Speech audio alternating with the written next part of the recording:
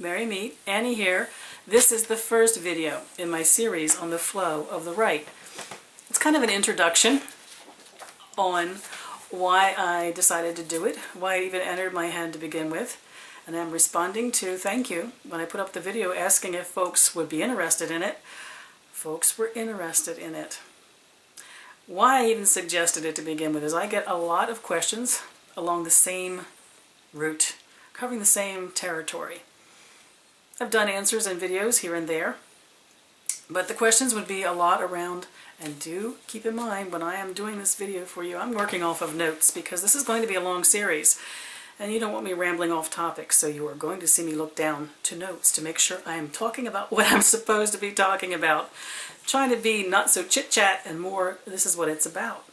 The questions that I received that roll along the same line over the time I've been online had to do with casting the circle, calling quarters, evoking deity, invoking deity. And a great question, which I get a lot, is I did everything. I did everything the book said. I did everything elders or guides or other practitioners or circle mates said to do. We all sat down and did it. I all sat down and did it. I did it all, and here I sit, and now what? And the first thing I want to say is not unusual at all. Those of us who came up under the wings of other practitioners, meaning we gathered face to face in our circles and learned that way, had the advantage to be able to go through the flow of the Rite almost as a bystander. We might have had some small part to play, and we had a lot of energy to contribute to the circle, but we could learn what the circle was. We could learn about the energy in it and why we did what we did and what happened in it simply by letting ourselves be in that environment. Let it happen around us. There aren't too many disadvantages to practicing as a solitary, but one of the ones I see as a very powerful disadvantage is that particular thing. You're stuck plotting and planning and making up outline and forcing yourself into something which may or may not feel comfortable to you and waiting for something to happen. I had the good fortune of being carried away on the energy and the wings of those that were in my circles with me in those early years. I do get a lot of that kind of question. That I've done it all, and here I sit, and it just doesn't do anything for me. I don't even know why I'm sitting here. I've lost touch with the whole thing. I'm going to take a lot of time on this series because I do want to address, for those of you who have found yourself in that situation, it's one of the most common questions I get. You've all spent a lot of time as solitaries putting things together in bits and pieces, from books and online, things you read, websites.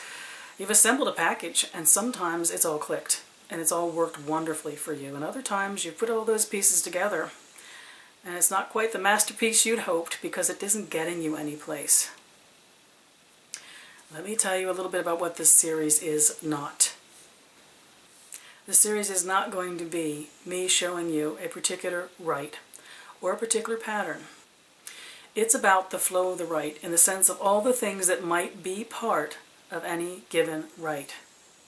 I would not feel comfortable sharing a Rite of my own in its entirety, nor would I feel, and of course I would be obliged to honor of all the circles I've been in over the years that our Rites were meant to be private and only for us. It's going to be about what makes it up, the kind of thought and preparation and the outcome we can expect. So the series is not going to be, here's a Rite, watch me doing it, mimic me if you'd like. It's not going to be like that at all. I may use words, I may use charges, I may use invocations that sound familiar, whether you are a solitary, whether you are experienced with a group or have a traditional background, even to that extent.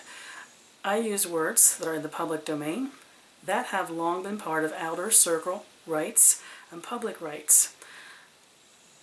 I was a hesitant joiner of the movement in the 70s to bring what we do to a more public light. But I have to admit, when it clicked for me what was to be private and all the beauty of us which could be public, I became quite the supporter of taking things into the wider pagan world and sharing them. You're going to recognize a lot of my words. Hopefully, You also pick up some new wins or some new ways of saying old things. It's not going to be a prescribed rite.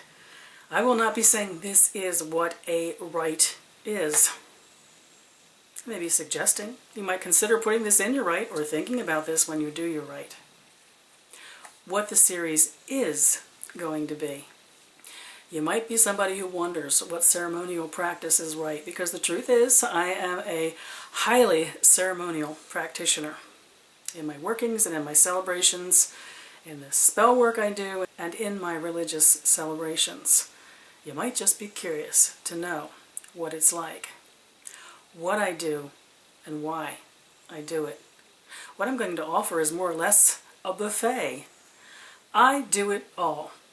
It would be probably a challenge at the end of the series for any of you experienced practitioners, solitary or coven, to add things to it that I don't list, because I think I do just about everything, and I do it as a solitary too. So in a way it's a buffet to pick and choose what interests you, what you'd like to learn more, what you'd like to try, or what you know some of that you'd like to know a little bit more about. It might be an option if you're a solitary trying to develop a more formalized ritual on things for you to consider. It might also be because everything that I do, I can also do in group and do when I lead public rite, might be something you want to take to a group for experimenting to see if any of these things complement what you do. My plan is to upload videos regularly, but with a little bit of time in between. What I want is not to eliminate the possibility of conversation. One of the difficulties of teaching anything to each other online is we watch each other's videos and there's a conversation that goes on in our head, but we can't have it directly with the person whose video we are watching. I want that to be able to happen. When I upload a video, I'm going to wait to do the next one so that there's times for your questions to be answered, for your thoughts to be shared, for suggestions to be made, and even examples of what you do to share as you are comfortable. Feel free to do that in the comments, but I also know a lot of you would rather have that private conversation, and you know I'm available on YouTube email. If I get a lot of questions to any one video, I'm going to do a Q&A video as a follow-up to that particular topic before I move on to the next part of the series. We all would like to be sitting in a room having this conversation, wouldn't we? But we have to make the best we can with what we've got. And conversation and exchange is such an important part of the experience of any of this. You can make this as much of an exchange as you would like to. It's been said that the flow of the rite, any given ritual, is a story from beginning to end. I'm going to make a short story out of it. There's no doubt about that, even though it'll be wordy and have many segments to it.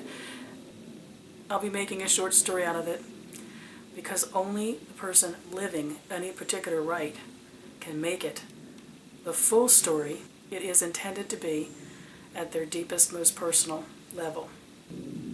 So this series may or may not be something that interests you. I know there are many of you who are quite interested in it, and I want to be as present for you as I can be during the length of these videos. I do look forward to our conversations. I wish you worth and reverence. May you part.